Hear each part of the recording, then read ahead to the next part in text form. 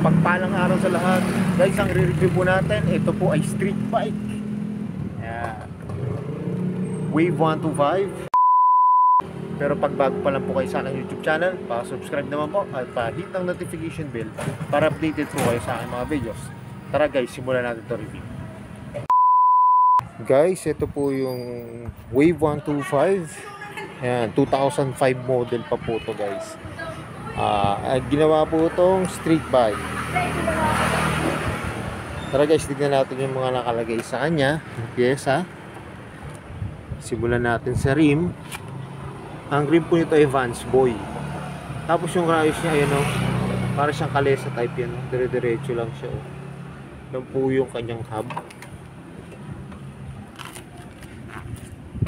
Yan. Tapos ito po yung kanyang front shock lighten po. Pati yung kanyang disc lighten. Yung kanyang brake caliper ay Nissin na.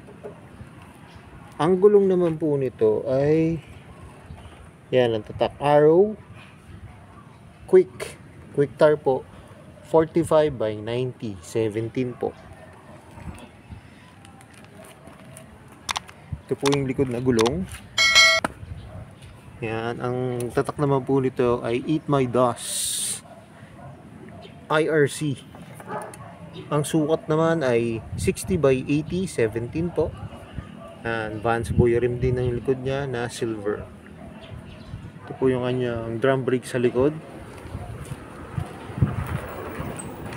Ang swing arm naman nito ay plus 2 po. Ayan, plus 2. Yung kanyang rear shock ay stock.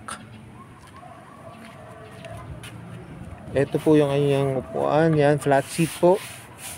Na ano yan? MTB Suphanburi. Kulay red po yan. Naluma lang po yan. Pero nakabumagay naman po yung design niya. Kasi kung mapapansin nyo guys, ang ganda ng fairings ito, bago yan. Yan, bagong bili po yan. Ang kombinasyon ay blue na may silver. Nung binili pala ni Kuya to, kasama na rin po yung decals. Yan, kasama na rin. Tapos ito po yung kanyang sprocket yan, no? Kulay red. Yan. Tapos di-clutch na po siya. Yan, kinonvert po siya na may clutch. Ang bolts niya naman po ay white gold. Ang pipe niya po, yan. Yan po ang tatak. Smoke. Yan. Nakaano na po siya yung rat look. Yan, rat look po siya. Ito yung ginawa niyang bracket. Nakabend, nakadagdag forma. Astig.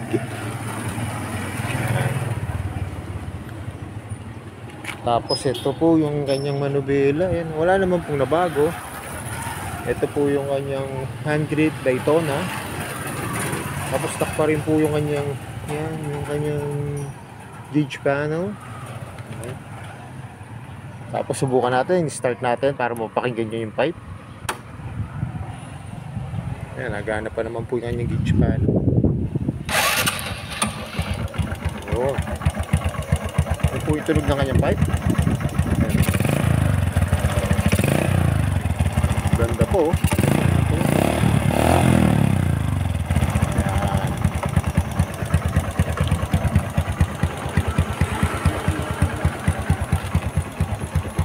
Wave 125.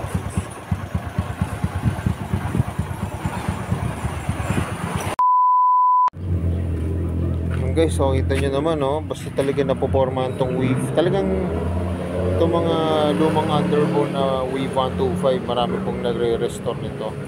Kasi bukod na sa maganda siyang restore, ano, yung pyesa niya available palagi.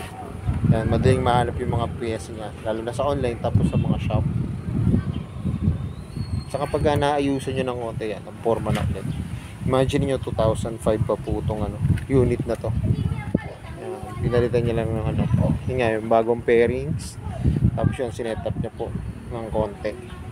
Pero hindi pa po ito tapos. May gagawin pa yung owner nito na si Kuya Axel. Yan, para mabuo yan yung motor na to.